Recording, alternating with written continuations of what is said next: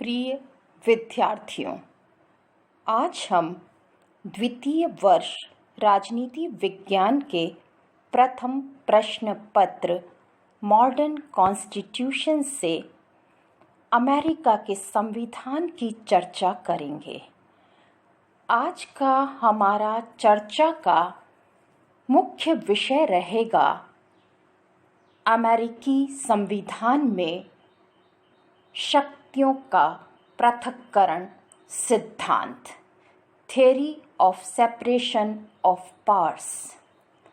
बच्चों, सरकार के 3 अंग होते हैं: व्यवस्थापिका, कार्यपालिका तथा न्यायपालिका। इन तीनों अंगों के पारस्परिक संबंधों के विषय में प्रतिपादित सिद्धांतों में मॉन्टेस्क्यू द्वारा प्रतिपादित शक्ति पृथक्करण सिद्धांत प्रमुख है। मॉन्टेस्क्यू ने इस बात पर बल दिया था कि सरकार के तीनों अंगों में से प्रत्येक अपने क्षेत्र में स्वतंत्र होना चाहिए, उसे अपने कार्यक्षेत्र तक ही सीमित रहना चाहिए और उसके द्वारा दूसरे अंग के कार्य को प्रभावित करने या उस पर नियंत्रण स्थापित करने की चेष्टा नहीं की जानी चाहिए। अमेरिकी संविधान के निर्माता अमेरिका में एक सीमित शासन की स्थापना करना चाहते थे और इस बात के लिए प्रयत्नशील थे कि शासन अत्यधिक शक्तिशाली होकर नागरिक स्वतंत्रताओं को आघात न पहुंचा सके। इसी कारण उन्होंने अपने संविधान को शक्ति विभाजन पर आधारित किया।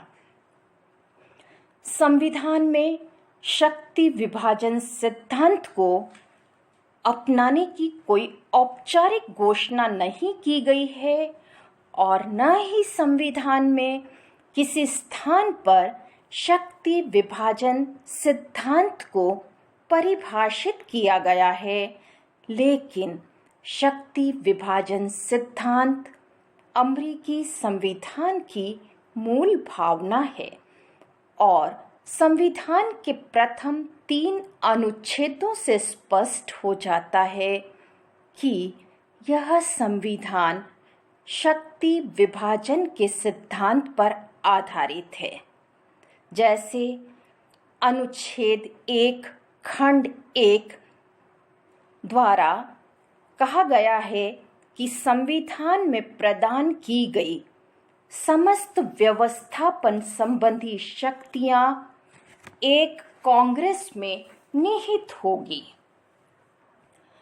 अनुच्छेद 2 खंड 1 में कहा है, समस्त कार्यपालिका शक्ति संयुक्त राज्य अमेरिका के राष्ट्रपति में निहित होगी।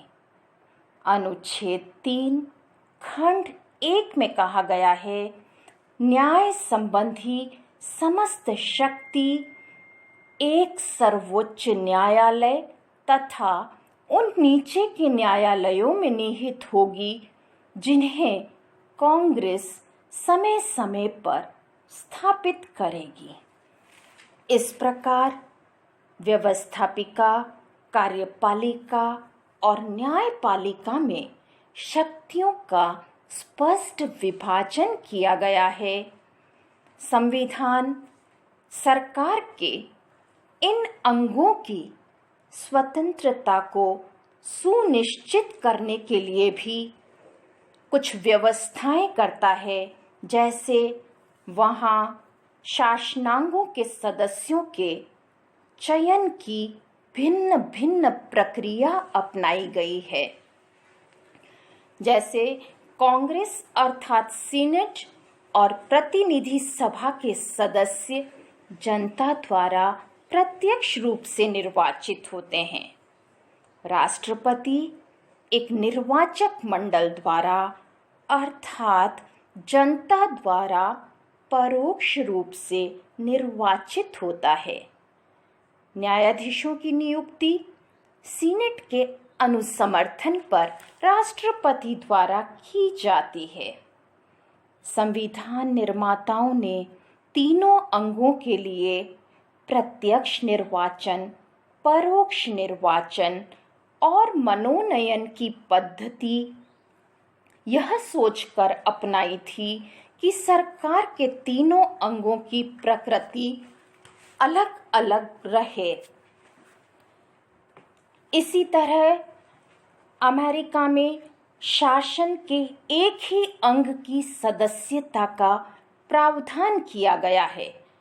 अमेरिका में कोई भी नागरिक व्यवस्थापिका, कार्यपालिका या न्यायपालिका सरकार के इन तीन अंगों में से किसी एक अंग की ही सदस्यता प्राप्त कर सकता है।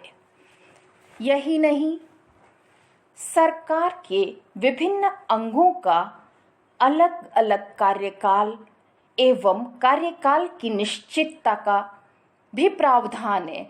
जैसे प्रतिनिधि सभा का कार्यकाल 2 वर्ष, सीनेट सदस्यों का कार्यकाल 6 वर्ष, राष्ट्रपति का कार्यकाल 4 वर्ष तथा न्यायाधीशों का कार्यकाल जीवन पर्यंत होता है। अमेरिका में विविध अंगों के सदस्यों के उत्तरदायित्व के संबंध में भी भिन्नता है। प्रतिनिधि सभा का सदस्य अपने आप को जिले के मतदाताओं के प्रति, सीनेट सदस्य स्वयं से संबद्ध संघ की इकाई अर्थात संपूर्ण राज्य के प्रति, राष्ट्रपति संपूर्ण राष्ट्र के प्रति व न्यायाधीश संविधान के प्रति उत्तरदायी है।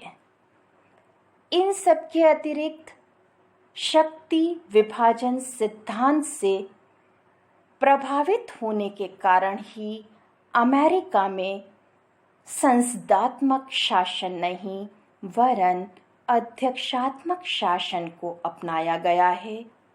अमेरिकी न्यायपालिका भी शक्ति विभाजन के सिद्धांत को अमेरिकी संविधान का एक प्रमुख आधार मानती है और इसकी रक्षा के लिए सदैव प्रयत्नशील रही है।